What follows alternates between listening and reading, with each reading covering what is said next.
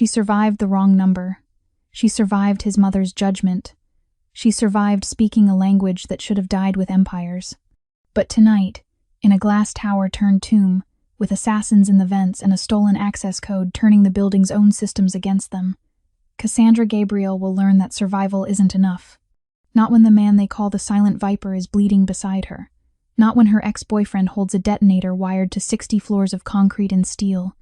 And not when a text message reveals that everything she thought she knew about her own blood was a lie. They say a viper has no heart. Tonight, he's going to prove them wrong. And the woman who cleaned his floors is about to show the underworld what a queen looks like when she's done being invisible. Welcome back to Ruthless Romance Tales. And honey, if you thought part 1 was intense, you haven't seen anything yet. We left Cassandra and Minjun on that balcony with a message that shattered everything the princess has found. Initiate Phase 2. Now the real war begins, and I need you locked in for every second because what's coming will rip your heart out and put it back together in ways you never saw coming. Hit that like button like your life depends on it. Make sure you're subscribed because missing what happens next would be a crime. And turn on those notifications because this story is about to go places that will leave you breathless. Now let's watch as the cleaner and the crime lord face the longest night of their lives. The moment Minjun threw that phone off the balcony, declaring that anyone who wanted Cassandra would have to go through him first, something shifted in the air between them. It wasn't just the promise of protection, it was the weight of a choice he'd made without hesitation. The kind of choice that reordered priorities and redrew battle lines. Cassandra had pulled away from his arms then. Not because she didn't feel the pull toward him, but because she did, and it terrified her more than assassins or stolen identities or the possibility that she might be someone she'd never imagined. We should go inside, she'd said, her voice steadier than her hands. If someone's been watching, if they know about the dialect, about your mother accepting me, then they've been watching long enough to know that I don't run from threats. Minjun had turned from the balcony railing, the sunrise painting him in shades of gold and shadow, making him look less like a man and more like the dangerous legend people whispered about. But you're right. We need answers. And we need them before whoever sent that message makes their next move. That was 3 minutes ago. 3 minutes during which they'd walked through the penthouse in tense silence, Minjun's hand resting at the small of her back with a possessiveness that should have annoyed her but instead made her feel anchored. Real. Seen in a way she'd spent 26 years avoiding. 3 minutes during which Cassandra's mind had been racing through implications and impossibilities. Could she really be connected to Korean royalty? Why would Lady Seo have taught her the dialect if not for a reason? And why did the thought of leaving this glass tower, leaving Minjun, feel more frightening than staying in a world where people wanted her dead? They just reached the main sitting room when the sound hit them, a siren unlike anything Cassandra had ever heard. Low and pulsing and wrong. The kind of sound that bypassed the ears and went straight to the primitive part of the brain that recognized mortal danger. Minjun went absolutely still beside her, and the expression that crossed his face made her blood turn to ice. She'd seen him angry, seen him cold, seen him dangerous, but this was the first time she'd seen him afraid. "That's the Red Protocol," he said, his voice stripped of all inflection. "That sound should be impossible. It means..." The penthouse doors slammed shut with the hollow boom of maglocks engaging. Every window suddenly blazed with red emergency lighting. And through the walls, Cassandra could hear other doors throughout the building doing the same, a cascade of locks engaging, a symphony of entrapment, the sound of a fortress becoming a prison. "It means the buildings turned against us," Cassandra finished, her cleaner's knowledge of the Kang Plaza's system suddenly, horrifyingly relevant. Red Protocol is the final security measure. It seals everything: doors, vents, elevators. Nothing gets in. Nothing gets out. Minjun pulled out his phone, but the screen showed only static and an error message. Communications jammed. Security system overridden. He looked at her, and in his eyes, she saw the calculation happening, the tactical assessment, the threat evaluation, the cold math of survival. "Your badge. The one Dante stole. It wasn't just a key card. It had your biometric signature, your iris scan, your access codes to the maintenance systems." His jaw tightened. Someone didn't just want access to my building. They wanted root control of the entire infrastructure. The implications crashed over Cassandra like a wave. She'd given them the keys not just to bypass security, but to weaponize the building itself. Every locked door, every sealed vent, every automated system, all of it could be turned into a trap, a weapon, a coffin.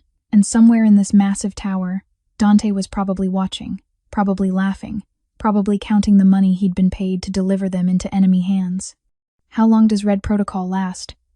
Her voice came out smaller than she wanted, until someone manually resets it from the main server room, 47th floor. Minjun moved to a panel hidden in the wall, revealing a weapons cache that made Cassandra's heart stutter. He pulled out a matte black pistol, checked the magazine, and held it out to her. "Do you know how to use this?" She stared at the weapon, her hands shaking. "I'm a cleaner. I barely know how to use a mop properly." Something flickered across his face, not disappointment, but something softer, more human. He set the gun down and pulled out a wicked-looking tactical knife instead, the blade catching the red emergency light. "Then this. You don't need to know how to fight. You just need to know that if anyone but me tries to touch you, you aim for soft tissue, throat, eyes, stomach." He pressed the handle into her palm, his fingers wrapping around hers, teaching her the grip. "I don't plan on letting anyone get that close, but if they do, I put this in their throat." Cassandra forced herself to hold the knife steady, forced herself to meet his eyes. "I understand." The sitting room's private elevator chimed an impossible sound, since all elevators should have been locked down. The doors began to slide open, red light spilling from the shaft beyond, and Minjun moved in front of Cassandra so fast she barely saw him shift, his own weapon drawn and aimed before her next breath. A figure stumbled out of the elevator, and Cassandra's scream died in her throat when she recognized him. Jiro, Minjun's head of security, the man who'd looked at her with professional contempt just hours ago. Except now he was holding his side, blood seeping through his fingers, his face pale, and his breathing ragged. "Boss," Jiro gasped, dropping to one knee. "It's not just Red Protocol. They're inside. The UA Triad. They used the maintenance access to bypass the locks. They're coming up through the service corridors." He looked at Cassandra then, and the contempt in his eyes had been replaced with something that looked almost like apology. "They're coming for her." Minjun caught Jiro before he collapsed completely, lowering him to the marble floor with a controlled gentleness that contradicted the violence coiled in every line of his body. Blood pooled beneath the injured guard, dark and spreading, and Cassandra found herself moving forward on instinct, her cleaner's knowledge of stains and surfaces temporarily overriding the shock of seeing a man bleeding out in front of her. Pressure on the wound. The words came out steadier than she felt. "We need to stop the bleeding." Minjun's eyes flicked to her, something unreadable passing through them. Surprise, maybe, or recognition that she wasn't falling apart despite every reason to. He stripped off his jacket and pressed it against Jiro's side, the expensive black fabric immediately soaking through with red. "How many?" His voice was calm, the kind of calm that came from a man who'd made peace with violence long ago. "6 that I saw, maybe more in the lower corridors." Jiro's breathing was shallow, each word costing him. They knew the layout, knew where the blind spots were. "This wasn't reconnaissance, boss. This was," he coughed, blood flecking his lips. "This was someone who had the building memorized. Inside help. Dante." It had to be. Cassandra's ex-boyfriend hadn't just stolen her badge and sold access, he'd given them her knowledge. All those months she'd spent learning the Kang Plaza's systems, memorizing the service routes, understanding which corridors connected where and which maintenance tunnels led to the executive floors. She'd told Dante about her job, complained about the difficult cleaning routes, mentioned the security gaps she'd noticed. She'd handed him a map to Minjun's fortress without even realizing it. "This is my fault." Her voice cracked on the admission. "I told him about the building, about the layouts. I didn't think I didn't know." "Stop." Minjun's command cut through her spiral. He stood, leaving Jiro propped against the wall, with the wadded jacket pressed to his side, and crossed to Cassandra in 3 strides. His hands found her shoulders, firm but not painful, grounding. "You didn't hand them anything. He took it. He used you. There's a difference."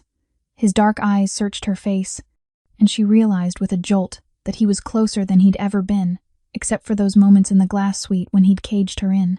Except this time there was no interrogation, no power play. This was something else. "You're not responsible for the evil other people choose." The words settled into her chest, warmer than they should have been, given the circumstances. She wanted to believe him.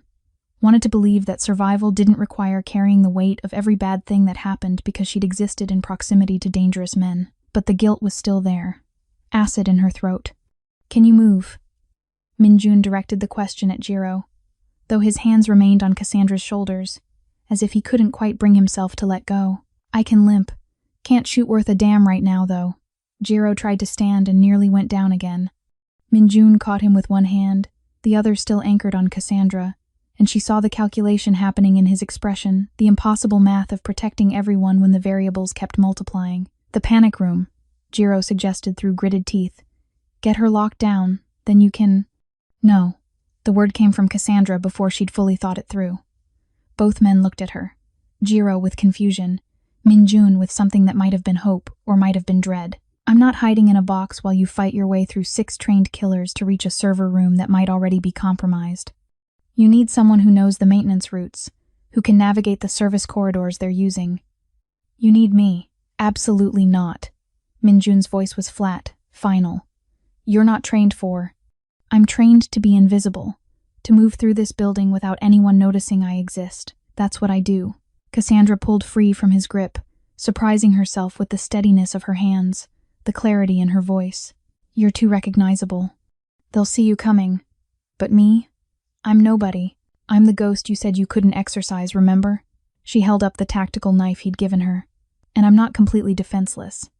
Something shifted in Minjun's expression, pride and terror in equal measure, the look of a man watching someone become more than they'd been, and hating that the transformation was happening because danger demanded it. You could die.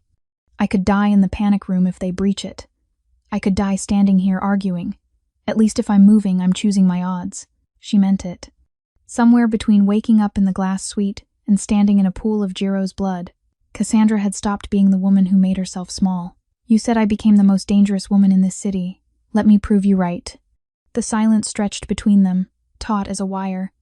Red emergency lighting painted everything in shades of blood and shadow. Somewhere in the building, assassins were climbing through maintenance shafts she'd cleaned 100 times, moving through corridors she could navigate blindfolded. And Minjun was looking at her like she'd just volunteered to walk into hell, which she supposed she had. We stay together. His voice was rough, scraped raw with something she didn't have time to analyze. We use your knowledge and my training. But if I tell you to run, you run. If I tell you to hide, you hide. No arguments, no heroics. Agreed? It wasn't really a question. But Cassandra nodded anyway, and the relief that flickered across his face was almost worth the terror curling in her stomach. Almost. Jiro, panic room. Lock yourself in.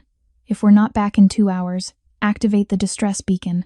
Minjun pulled a smaller pistol from the weapons cache and checked it with practiced efficiency. He turned to Cassandra, weighing the weapon in his hand, then made a decision that surprised her. He didn't offer her the gun.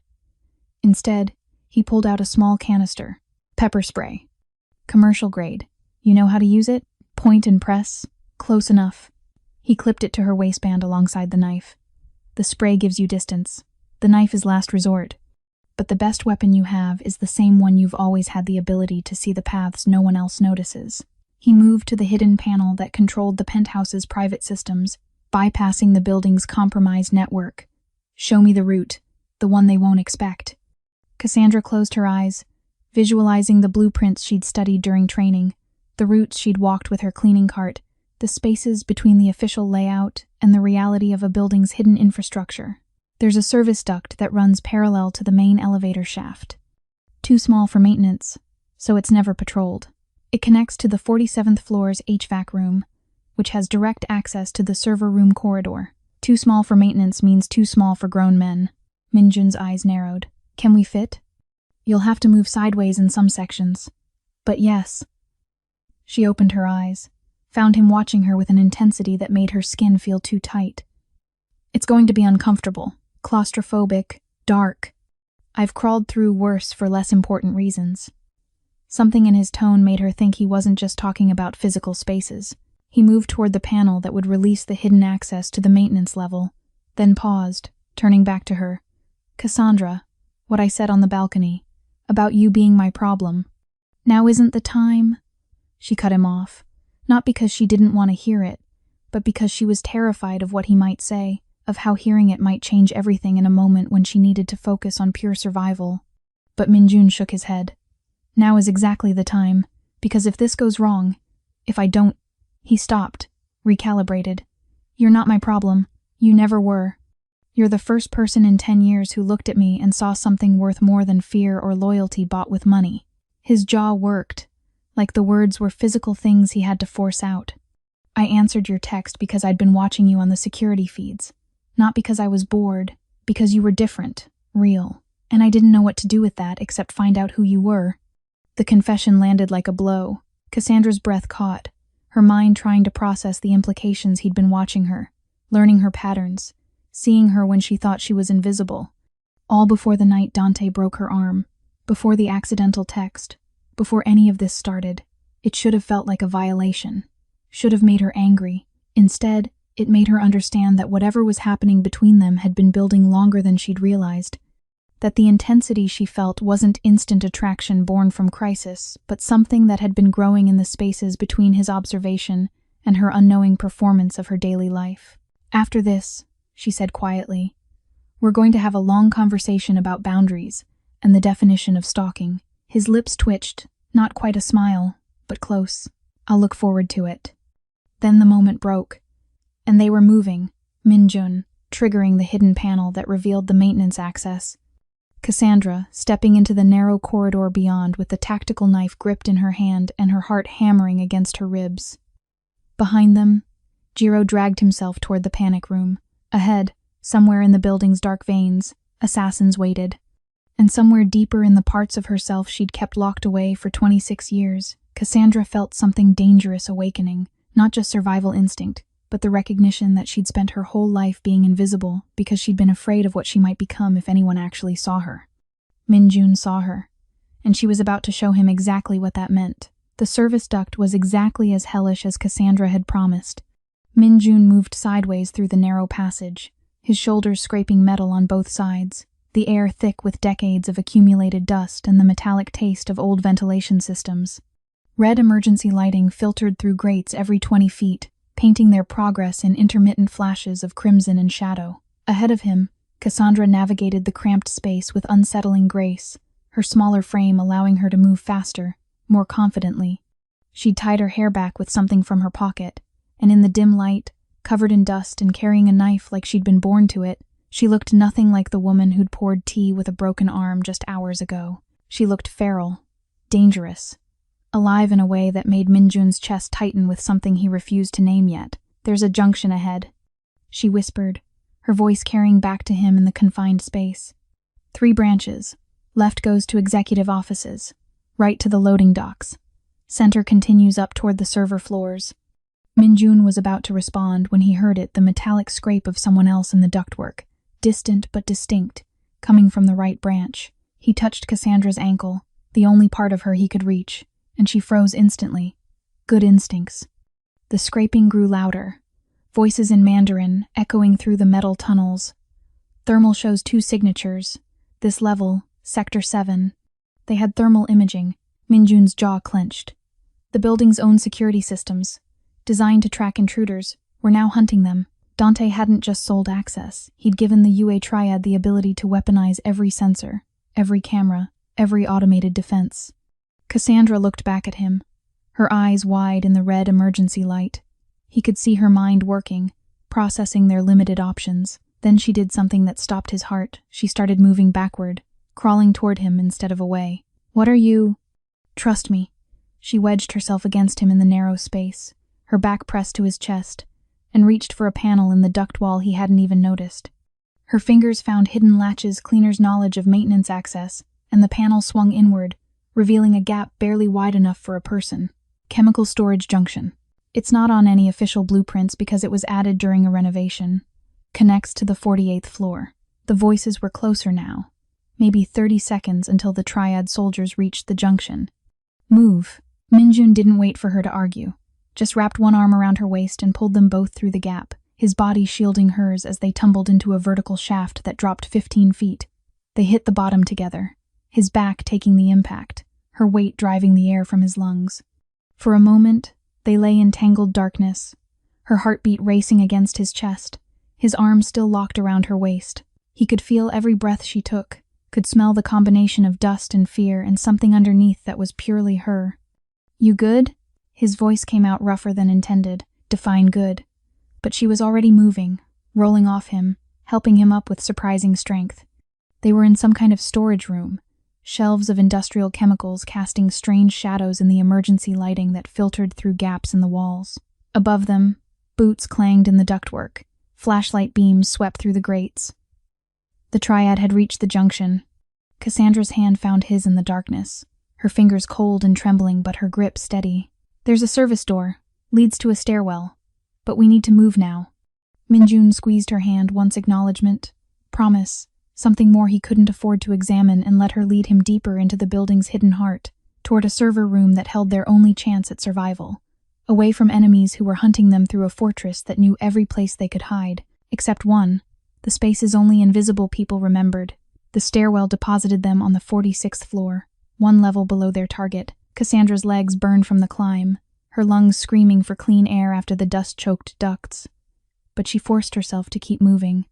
Minjun stayed close behind her, his presence a solid anchor in the chaos, his breathing controlled despite the exertion. They emerged into a service corridor that opened onto the grand hall, a soaring atrium that connected the building's upper executive floors, all glass and polished stone and architectural ambition.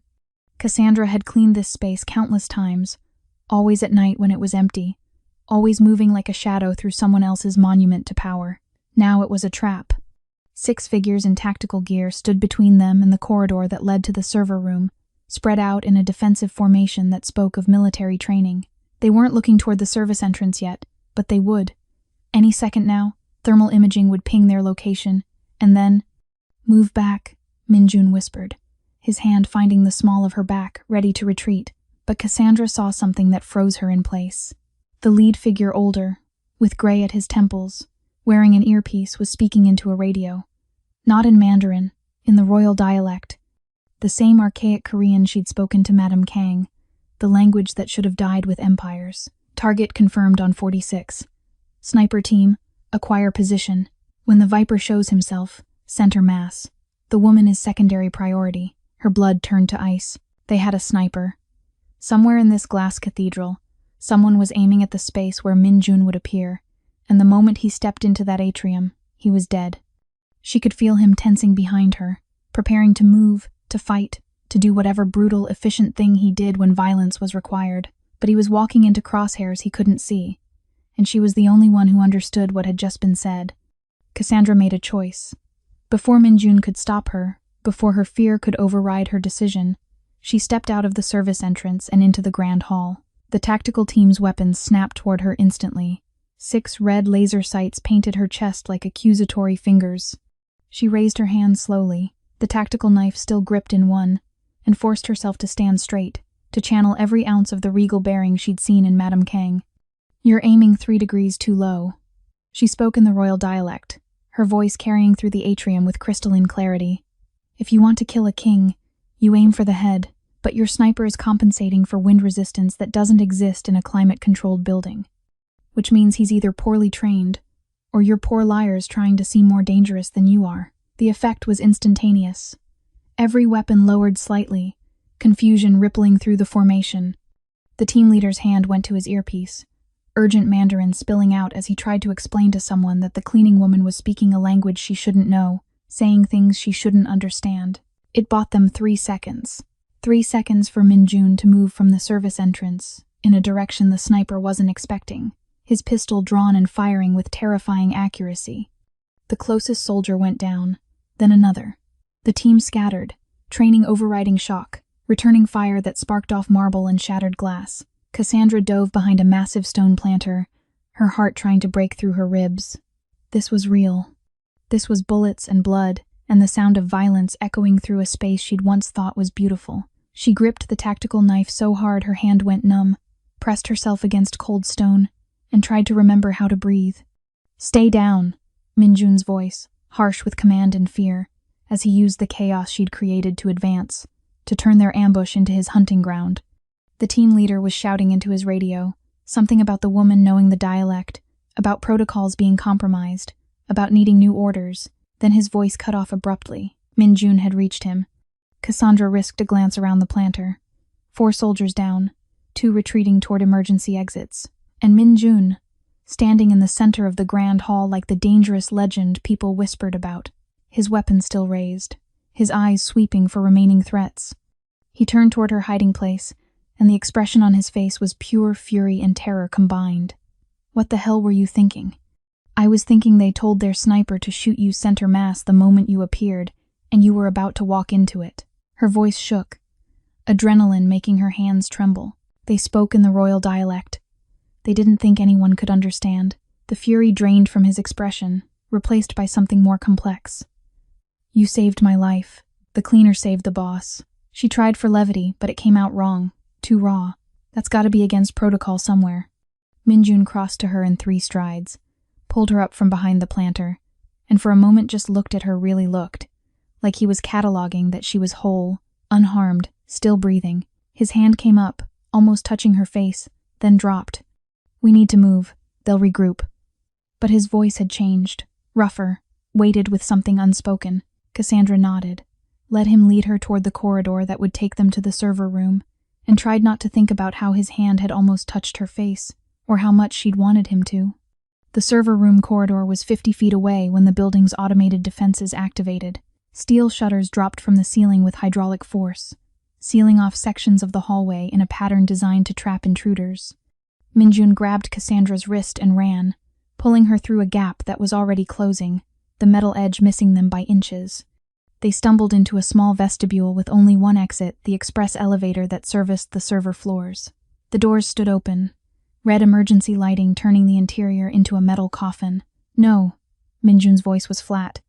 "Elevators are death traps in a compromised building. So are sealed corridors with no other exits."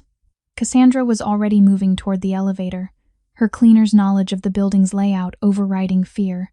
"This express shaft has manual override cables. If the power cuts, we can climb." Behind them, the sound of boots on marble, the triad regrouping, coming fast. Minjun swore in Korean, something vicious and creative, and followed her into the elevator. He slammed the emergency stop button, buying them seconds while the doors fought their automated close sequence. "There." Cassandra pointed to the ceiling hatch. "We can access the shaft, climb to 47. The lights went out. Complete darkness, then the sickening lurch of freefall as the elevator cables released. Cassandra's stomach dropped into her throat, her scream swallowed by the rushing air as they plummeted down the shaft. Minjun's arms wrapped around her, turning them so his back would hit first, his body becoming her shield as emergency brakes engaged with a metallic shriek that could have torn the world apart. The elevator car caught, suspended, swaying violently between floors. Sparks rained down through the hatch above them, falling like dying stars in the darkness. The red emergency lighting flickered back on, painting everything in shades of blood and shadow. Cassandra couldn't breathe, couldn't think. They were hanging in a shaft 60 stories above ground, the elevator creaking ominously, cables groaning with stress they weren't designed to handle. Minjun's arms were still locked around her, his heart hammering against her back, both of them pressed against the elevator wall. "Are you hurt?" His voice was rough in her ear, breath hot against her neck. "No. You?" She could feel him checking himself, the small movements of someone cataloging damage. Bruised. Nothing broken. His arms didn't release her. If anything, they tightened. "Cassandra, what you did back there, stepping into that atrium, was stupid. I know." She tried to turn in his grip, needing to see his face, and he let her, their bodies still pressed together in the confined space. In the red emergency light, his face was all sharp angles and shadows, his eyes dark and intense, and looking at her like she was both the answer and the question he'd been asking his entire life. It was brave. His hand came up, and this time he didn't stop himself from touching her face, his thumb tracing her cheekbone with a gentleness that contradicted everything she knew about him. Terrifying, but brave. The elevator groaned, dropped an inch, and they both froze. The moment stretched between them, fragile as the cables holding them suspended over death. Cassandra could feel every point where their bodies touched, could feel the heat of him through their clothes, could feel her own heartbeat syncing with his. "We need to climb out," she whispered, but neither of them moved. "We do." His thumb still traced her cheek, his gaze dropping to her lips, and she realized with startling clarity that he wanted to kiss her, that she wanted him to, that they were hanging in an elevator shaft with assassins hunting them and a building trying to kill them, and somehow this moment felt more dangerous than any of it. Minjun seemed to reach the same conclusion, He pulled back, breaking the contact, and the loss of his warmth felt like physics itself had turned against her. "Show me how to reach the hatch." His voice was controlled again, professional, the moment sealed away. But as Cassandra helped him climb, as they pulled themselves into the dark shaft and began the brutal ascent toward the server room, she knew that something had shifted. The question wasn't whether they were falling for each other anymore. It was whether they'd survive long enough to figure out what that meant. Climbing an elevator shaft in emergency lighting while assassins prowled. The building was exactly as nightmarish as Cassandra had imagined. Her hands slipped on the metal ladder rungs, sweat and dust making every grip uncertain. Below them, the destroyed elevator swayed on its damaged cables, a 60-story drop into darkness yawning beneath her feet. Minjun climbed above her, his body positioned so that if she fell, he'd catch her. The tactical consideration should have felt impersonal, but somehow it didn't. Somehow it felt like the most intimate thing anyone had ever done for her, choosing to put himself between her and death, over and over, like it was the most natural thing in the world. "There," she pointed to a service hatch 2 levels up. "That opens into the 47th floor mechanical room. From there we can access the server corridor through the cable management tunnel." Cable management tunnel. Minjun's voice held dark amusement. "Let me guess, too small for normal people?" "Too small for people who think claustrophobia is a personality flaw." She reached the hatch, fingers finding the emergency release. "But I've used it dozens of times. The server room generates heat, which means the cooling systems need constant maintenance, which means the invisible people who maintain everything have secret paths." He'd reached the hatch beside her, close enough that she could see the understanding in his eyes. "You weren't just cleaning, were you? You were mapping, learning, survival skill. Know your exits, know your hiding places." Cassandra forced the hatch open, revealing a narrow tunnel lined with bundled cables and ventilation pipes. "I learned it in foster care. Never got unlearned." Something changed in his expression, recognition maybe, or the understanding that they had more in common than a crime lord and a cleaner should. "After you." The tunnel was worse than the elevator shaft. Cassandra had to crawl on her stomach, pulling herself forward with her elbows, the tactical knife digging into her hip. Every breath filled with the smell of rubber insulation and recycled air.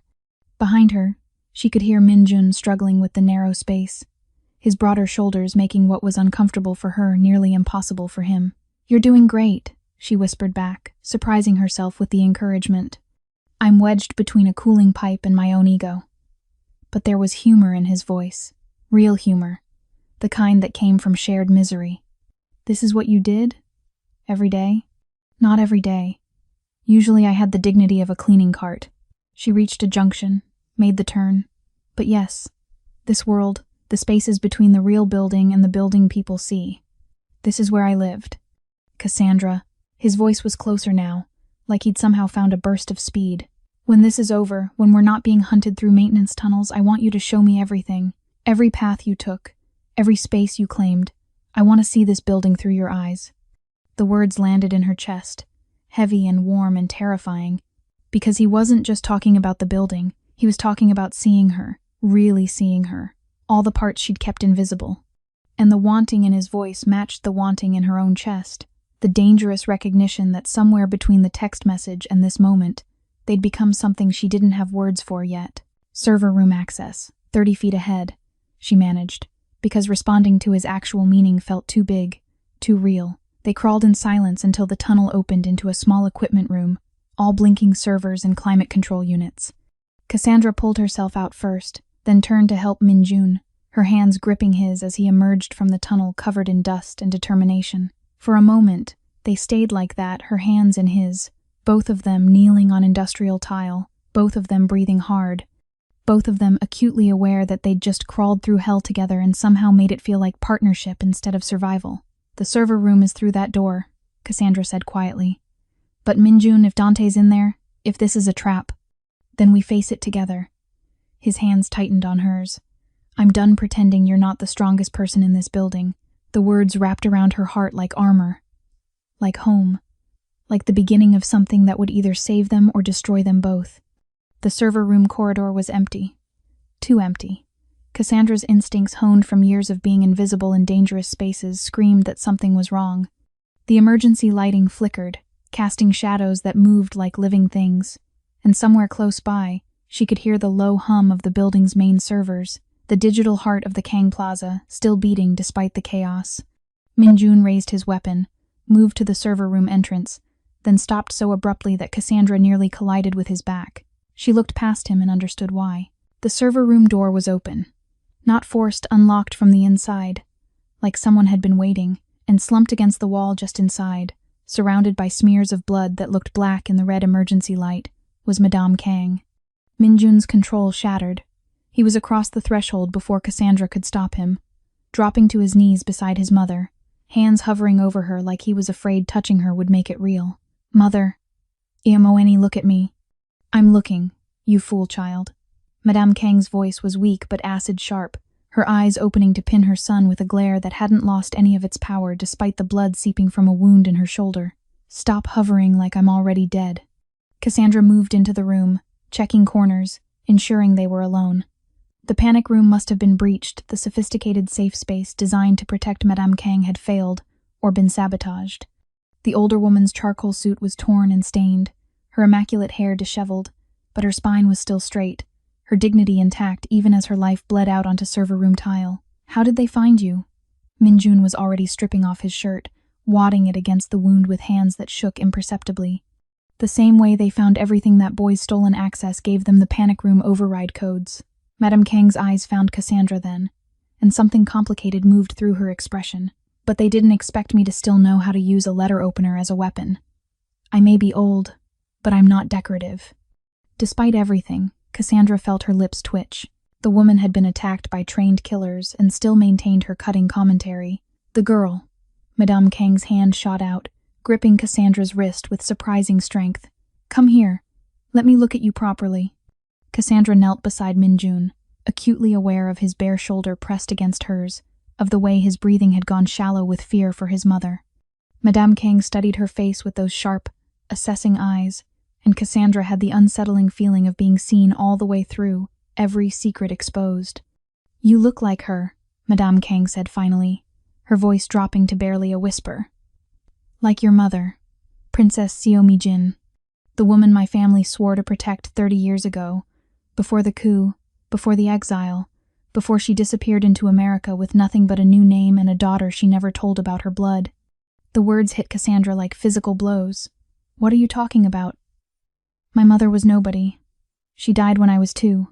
Your mother was exiled royalty, and she died protecting the secret of what you were." Madame Kang's grip tightened. "That text message, Phase 2, it's not a threat. It's a summons. There are people who've been waiting 24 years for you to be old enough, aware enough, strong enough to reclaim what was taken from your bloodline." Minjun's face had gone carefully blank, the way it did when he was processing information that changed everything. "You knew. All this time, you knew who she was." "I suspected when she spoke the dialect. I was certain when I saw her face in proper light." Madame Kang coughed, blood flecking her lips. "The Kang family's debt isn't to the old throne. It's to her. To the child we failed to protect when her mother fled." Cassandra's mind was spinning, rejecting and accepting in equal measure. "If this is true, if any of this is true, why now? Why come after me now?" "Because, child, you're not just a lost princess." Madame Kang's smile was grim. "You're the only legitimate heir to assets worth $3 billion, hidden in accounts that can only be accessed with your biometric signature and the royal dialect." Her eyes moved between Cassandra and her son. "The people hunting you don't want you dead. They want you compliant, controlled, married into the right family to secure the right alliances." The implications crystallized with horrifying clarity. Dante, his desperation, was bought and paid for by people who needed access to this building, to you, to everything. Minjun's voice was cold now, lethal. "The UA triad isn't working alone. This is bigger." Madame Kang squeezed Cassandra's wrist one more time. "The server room. Reset the protocols. Then get her out of this city. Because if they can't control her, they will kill her. And I didn't survive 30 years protecting her mother's secret just to watch her daughter die in my son's tower." They left Madame Kang barricaded in the server room with Minjun's weapon and a direct line to what remained of his security team. The red protocol reset required physical access to the basement power grid, a failsafe designed to prevent remote overrides, which meant going down, not up, descending into the building's foundation while enemies controlled everything above them. Cassandra led them through a maintenance stairwell that smelled like rust and decades of neglect, her mind still reeling from Madame Kang's revelation. Princess. Heir. $3 billion. None of it felt real, but the blood on the older woman's shoulder had been real enough, and the desperation in Min Jun's eyes when he'd left his mother behind had been real enough. You don't have to believe it, Min Jun said quietly, reading her silence as they descended. The princess thing, the money, none of it changes who you are. It changes everything about who I am. Cassandra's voice cracked on the words. I spent 24 years thinking I was nobody. Thinking my mother abandoned me to foster care because I wasn't worth keeping. And now you know she was protecting you, hiding you, loving you the only way she could. He caught her hand, stopping their descent for just a moment. My mother recognized that. The sacrifice. The kind of love that chooses your child's safety over your own happiness. Cassandra wanted to respond, but her throat was too tight. Instead, she squeezed his hand and kept moving, down into the darkness where the building's power lived, where this nightmare had to end. The basement power grid was a cavern of industrial machinery, transformers the size of cars, cable bundles as thick as tree trunks, and the constant electric hum of enough voltage to power a small city. Emergency lighting barely penetrated the space, leaving pools of impenetrable shadow between the equipment. Cassandra saw him the moment they entered. Dante stood on the main platform above the primary transformer, wild-eyed and manic, holding something in his hands that made her blood freeze. A detonator, professional grade, wired to charges she could see attached to structural supports throughout the basement. Cassie. His voice echoed through the space, too loud, chemical bright with whatever drugs were keeping him upright. They said you'd come. They said you'd bring him, the famous silent viper, brought to his knees by a cleaning lady. Min Jun moved to step forward, but Cassandra grabbed his arm. Something was wrong. Dante was positioned too perfectly, his stance too confident for a man who should be terrified. This wasn't just desperation, this was theater. Someone was watching, directing, using Dante as a puppet for an audience of one. What do they have on you? Cassandra called out, keeping her voice steady. The triad. What did they promise you? Freedom from debt, money, respect. Dante laughed, the sound brittle and breaking. Everything you couldn't give me because you were too busy scrubbing other people's floors to see what I needed. I saw exactly what you needed: control over someone weaker than you. Someone you could break to feel powerful. She took a step forward, ignoring Min Jun's warning grip on her arm. But you were never powerful, Dante. You were just desperate. And desperate men make excellent pawns. Cassandra, don't. Min Jun's voice held warning, but she kept moving, kept her eyes locked on Dante's face, reading the micro-expressions, the tells she'd learned from months of survival. Did they tell you what happens after you press that button? Did they promise to get you out? Another step. Or did they just need you to keep us talking while they moved into position? Dante's expression flickered: confusion, fear, dawning realization. He looked to his left, where shadows moved between transformers, where the triad soldiers were supposed to be waiting. But the shadows were empty. Silent, because they'd left him, used him, abandoned him the moment he'd outlived his usefulness. No. Dante's hand tightened on the detonator. No, they promised, they said. They lied. Min Jun's voice was cold, final. The way you lied to her, the way you hurt her, the way you sold her for pieces of silver and called it love. Something broke in Dante's expression. Rage and pain and desperate, cornered animal fear. His thumb moved toward the detonator button. The gunshot was deafening in the enclosed space. Dante staggered backward, the detonator slipping from his fingers, clattering on the metal platform but not falling, not triggering. The shot had come from behind them, a single, precise round that had hit Dante's shoulder, disabling without killing. Cassandra spun to see Jiro leaning against the doorway, pale and bleeding but somehow still standing, his weapon raised, his face carved from stone and professional duty. Boss, Jiro rasped. Detonator's dead man's switch. If he falls, we all go. Dante clutched his shoulder, blood seeping between his fingers, his eyes wild with pain and betrayal. You shot me. After everything I did for them, you did nothing for anyone but yourself. Cassandra's voice cut through his self-pity like a blade. She moved toward the platform, toward the man who'd broken her arm and sold her life, and she felt something cold and clear settle in her chest. Not hatred, not even anger anymore, just the recognition that this man had taken up too much space in her fear for too long. Min Jun moved to follow her, but she raised a hand, stopping him. This is mine." She climbed the platform stairs, each step deliberate, while Dante backed away until he hit the railing, nowhere left to run. The detonator lay between them, its red light blinking steadily, waiting for the dead man's switch to release or the trigger to press. "You were right," Cassandra said quietly, stopping just out of reach. "I was invisible. I made myself small. I cleaned floors and lived in the spaces between other people's lives because I was afraid of what would happen if anyone actually saw me." She looked at him then, really looked, and saw not the monster who'd haunted her nightmares, but the small, broken man he'd always been. "But you didn't make me invisible, Dante. I chose that, and now I'm choosing something else." "What are you going to do?" His voice shook. "Kill me? You don't have it in you, Cassie. You're too soft. I'm going to let you live." The words stopped him cold. "I'm going to let you stand there bleeding and broken and know that I survived you, that I became more than you ever imagined I could be, that the woman you tried to destroy saved the man you tried to sell her to, and together we're going to walk out of this basement while you explain to the police exactly who hired you, what they wanted, and how you betrayed everyone stupid enough to trust you." She could see the realization hit him that death would have been mercy, that living as a traitor to the triad, as an informant in protective custody, as the man who'd failed everyone, including himself, was a fate worse than any quick ending. "You don't get to haunt me anymore," Cassandra continued. "You're just a bad decision I survived. That's all you'll ever be." She turned her back on him then, walked down the platform stairs with her head high, and let Minjun's hand find hers as Jiro called for backup to secure the basement and the bomb squad to disarm the charges.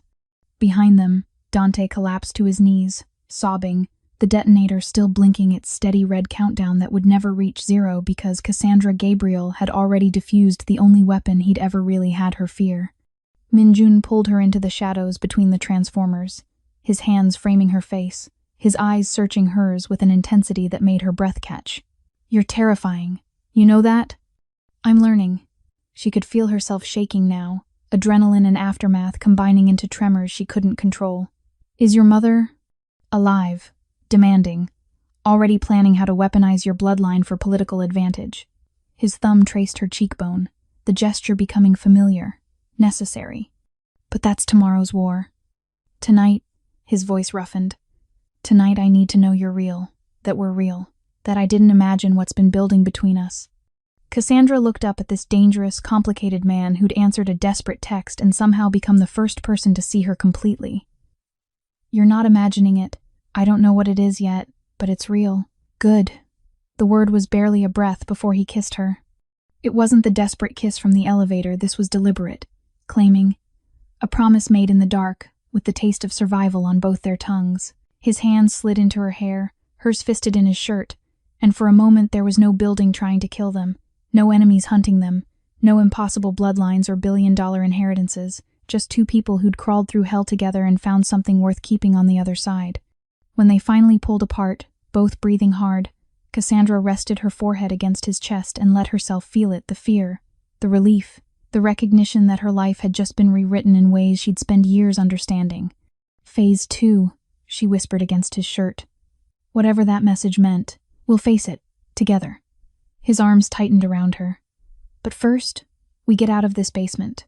We get my mother proper medical attention. We make sure Dante talks. And then," he pulled back enough to meet her eyes, "then we figure out what it means that I'm in love with a woman who might be a princess." The words should have terrified her. Instead, they felt like the first true thing anyone had said all night. "I'm definitely not ready to hear that yet," she managed. "I know, but I needed to say it anyway." He kissed her forehead, gentle despite everything. "Come on, Your Highness. Let's go reclaim your tower." Dawn broke over Chicago like a promise, painting the Kang Plaza's shattered windows in shades of gold and rose. Cassandra stood in the lobby, the same lobby where she'd once pushed a cleaning cart and made herself invisible, and watched as paramedics loaded Dante into an ambulance, federal agents flanking him on both sides. He'd talked, given them everything, names, accounts, the entire network of people who'd tried to use her bloodline as a bargaining chip in games she was only beginning to understand. She should have felt satisfaction. Instead, she just felt tired. "You should sit," Minjun said quietly, appearing beside her with coffee that actually smelled decent. "You've been standing for 2 hours. If I sit, I'll have to think about everything that just happened." She took the coffee anyway, Let the warmth ground her. I'm not sure I'm ready for that yet. Then don't think. Just breathe. He stood close enough that their shoulders touched, close enough that she could lean into him without it feeling like weakness. The rest can wait. Across the lobby, Madame Kang sat in a wheelchair despite her protests, her shoulder properly bandaged, her spine still impossibly straight as she gave orders to Minjun's security team. When she caught Cassandra looking, the older woman's expression softened just slightly, just enough to show that something fundamental had shifted between them. Madame Kang raised a hand, beckoning. Cassandra glanced at Minjun, who nodded encouragement, and crossed the lobby to stand before the woman who'd tried to have her killed and then bled, protecting her secret. Sit, child. You look like you're about to collapse. It wasn't a request. Cassandra sat in the chair beside the wheelchair, and Madame Kang studied her with those sharp, assessing eyes. My lawyers have been busy overnight. Your mother's accounts, the holdings, the inheritance, it's all legitimate. You are exactly who I said you were, a princess of a kingdom that doesn't exist anymore. Cassandra's laugh was hollow. What am I supposed to do with that? Whatever you choose. Madame Kang's hand covered hers, the touch surprising in its gentleness. Your mother gave up everything to keep you safe, to give you a life where you could choose your own destiny instead of having it chosen for you. The money, the title, the bloodline, those are tools, not chains. You decide what to build with them. And if I decide I don't want any of it? If I just want to be Cassandra Gabriel, former cleaner, current disaster, then you'll be the richest disaster in 2 hemispheres. Madame Kang's lips twitched. But I don't think that's what you'll choose. I've watched you these past hours. You're not a woman who runs from power. You're a woman who spent 26 years learning how to survive in the spaces others don't see. That's not weakness hiding. That's strategy waiting for the right moment. The words settled into Cassandra's chest, warm and terrifying and possibly true. She looked across the lobby to where Minjun stood coordinating with Jiro, his shirt still streaked with dust and blood, his exhaustion visible in every line of his body. As if sensing her gaze, he looked up, and the expression that crossed his face, relief and possession, and something deeper that neither of them had named yet, made her breath catch. He loves you, Madame Kang observed. My son has never loved anything except this empire and the ghosts of his past. You've made him remember he's human. That's either the best thing that's ever happened to him or the most dangerous. Possibly both. I don't know how to be what he needs. The confession came out smaller than Cassandra intended. I don't know how to be a princess, or a queen, or whatever I'm supposed to be. I just know how to clean floors and stay invisible and survive. Good. Those are better skills than you'd think. Madame Kang squeezed her hand once, then released her. Now go. He's been watching you for the past 10 minutes like you might disappear if he looks away. Put the poor man out of his misery. Cassandra stood, but paused. The Kang family's oath. The one you swore to my mother.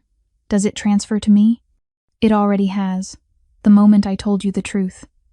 Madame Kang's smile was sharp as a blade. You're family now, child. For better or worse, you're one of us. Which means you have an entire syndicate at your back if you ever need it. And given who you are and what you're worth, you will need it. The words should have felt like a threat.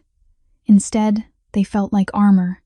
Cassandra crossed back to Minjun, who dismissed Jiro with a look and turned his full attention to her.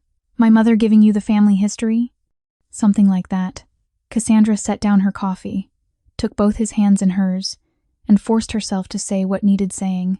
Minjun, I need to leave Chicago for a while.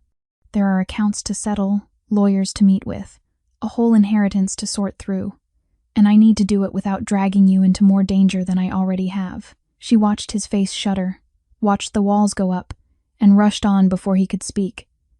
But I'm coming back. Because everything I just survived, everything I just learned about myself, none of it changes the fact that the most important thing that happened to me wasn't finding out I'm a princess. It was finding out that when I sent a desperate text into the dark, you answered. You could have ignored it. You could have sent security. Could have done 100 things that weren't personally carrying me out of that stairwell and forcing me to see that I was worth saving. His hands tightened on hers. Cassandra, let me finish. Her voice shook but held. I don't know how to be in love yet. I don't know if what I feel is real or just trauma bonding or gratitude dressed up as something more. But I know that when I think about my future, you're in it. And I know that whatever I build with this inheritance, whatever I become, I want you beside me. If you'll wait. Minjun was quiet for a long moment, his dark eyes searching her face in the morning light. Then he pulled her close, one hand sliding into her hair, and kissed her with a gentleness that contradicted everything she knew about him. When he pulled back, his forehead rested against hers. I'll wait. I'll wait as long as it takes for you to figure out who you are without me, so that when you come back, you're choosing me instead of just surviving with me. His thumb traced her cheekbone in the gesture that had become theirs. But know this, you already know how to be in love. You've been doing it since you stepped into that atrium and spoke in the royal dialect to save my life. Love isn't the butterflies or the romance or the perfect moments. It's choosing to stand beside someone when it would be easier to run. You've been choosing me since the moment you trusted me enough to let me see you. That's love, Cassandra. That's the real thing. The words broke something open in her chest, and she let herself cry against his shirt while he held her, while the morning light painted them both in gold, while the building that had been their battlefield slowly transformed back into just glass and steel, and the promise of something new. 3 months later, Cassandra Gabriel, though her legal name was now Cassandra C.O. Gabriel, with all the rights and titles that came with it, stood in the penthouse of the Kang Plaza and looked out over the city that had tried to kill her and somehow become home instead. The inheritance had been even more complex than Madame Kang had suggested. Property in Seoul, Tokyo, and Singapore. Investment portfolios that required teams of lawyers to untangle. And yes, $3 billion, give or take a few $100 million depending on market fluctuations. She'd spent the past 3 months learning how to manage wealth she'd never imagined, meeting with distant relatives who'd thought her mother's line was extinct, and slowly, carefully, deciding what kind of legacy she wanted to build. The decision had been easier than expected. She'd established a foundation, half funded by her inheritance, half funded by an anonymous donation from the Kang Syndicate that provided housing, education, and opportunities for children aging out of foster care. The invisible kids, the ones who learned to survive in the spaces between other people's lives. She'd named it the Seo Yeon-hee Foundation, after the woman who'd given her the language that saved her life. And then she'd come back to Chicago, back to the glass tower, back to Minjun. The elevator chimed. She didn't turn, just smiled as familiar footsteps crossed the marble floor, as familiar arms wrapped around her waist from behind, as Minjun's chin came to rest on her shoulder. How was Seoul? His voice was warm against her ear. Exhausting, complicated, full of relatives who want to use my bloodline for political leverage. She leaned back into his chest. Madame Kang sends her regards, and a reminder that I promised to have dinner with her next week. My mother is conspiring to keep you close. She's decided you're good for me. He turned her in his arms, and the expression on his face open, unguarded, real, made her heart stutter the way it always did. Is she right? I don't know. Am I good for you? Cassandra reached up, traced the line of his jaw. You're a crime lord. I'm supposedly a princess. This is either a terrible idea or the best decision we've ever made. It's both. But I'm willing to risk it if you are. He pulled a small box from his pocket, and Cassandra's breath stopped. This isn't a proposal. Not yet. You need more time, and I need to prove I can be patient. But it's a promise. When you're ready, when you've built your empire and figured out who you want to be, I'll be here, waiting, hoping you'll choose to build something with me. He opened the box. Inside was a ring, not a diamond, but a black pearl set in platinum, surrounded by small stones that caught the light like stars. Black pearls are formed in darkness, under pressure, in hostile waters.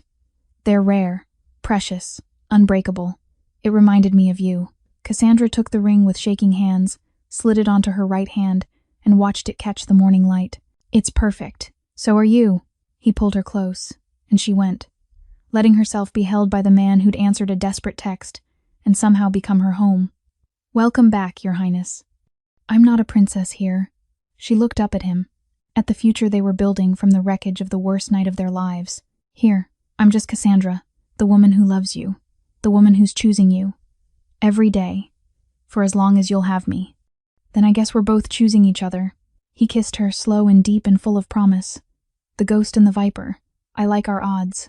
And in the glass tower that had been her prison and her salvation, Cassandra Gabriel, former cleaner, accidental princess, the future queen of an empire she was still learning to claim, kissed the man who'd taught her that being seen wasn't weakness. It was the beginning of everything. And there it is, darlings.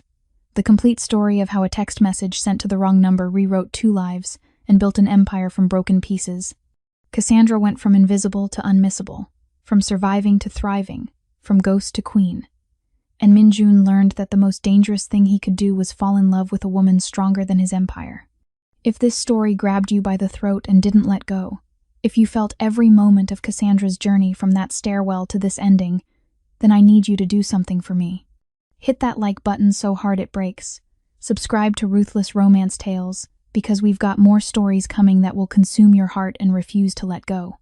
And drop a comment telling me your favorite moment. Was it the Dialect reveal? The elevator fall? That final kiss in the penthouse? I want to hear what made you feel it. This is what we do here, lovers. We tell stories about real women finding real power in impossible situations. We write romance that doesn't apologize for being dark, that doesn't soften the edges, that gives you characters who earn their happiness through blood and choice, and the kind of love that rewrites the rules. Thank you for riding this journey with Cassandra and Minjun. Thank you for seeing her the way he learned to see her not as invisible, but as inevitable. Now go forth and remember. Sometimes the wrong number is exactly the right call. Sometimes the man they call a monster is the one who teaches you how to be human. And sometimes the woman scrubbing floors is the queen who is just waiting for her moment. Stay dangerous, stay obsessed, and never ever make yourself invisible for anyone who doesn't deserve to see you. Until the next story, this is Ruthless Romance Tales, signing off.